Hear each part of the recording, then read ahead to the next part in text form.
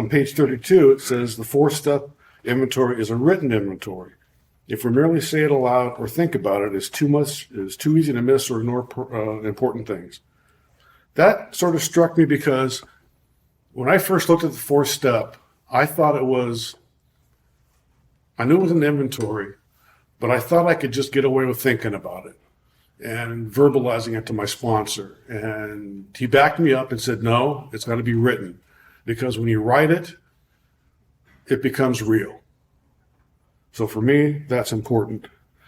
I also noticed that it said, experience has shown it is helpful to work this step one small step at a time without trying to rush the process. If we try to rush the process, for me, it means missing out on the true nature of the inventory.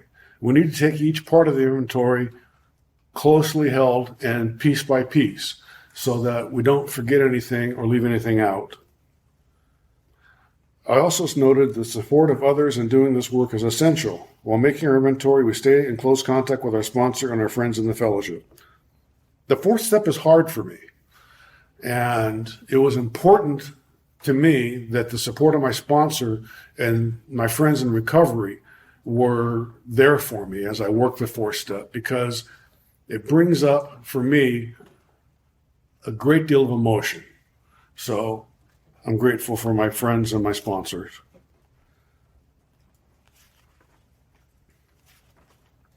I also noticed that we need to remember our fourth step is an inventory and not the inventory. And we also return to our inventory when we need to.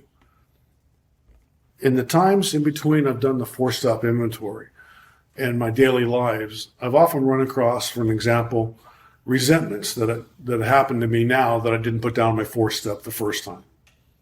We're free to put and work the fourth step anytime we need to for individual things. If this also for me meant that while I can be very thorough and as honest as possible for my inventory, it also meant that if I skipped something unconsciously, I could always return to it later and work a four-step on it.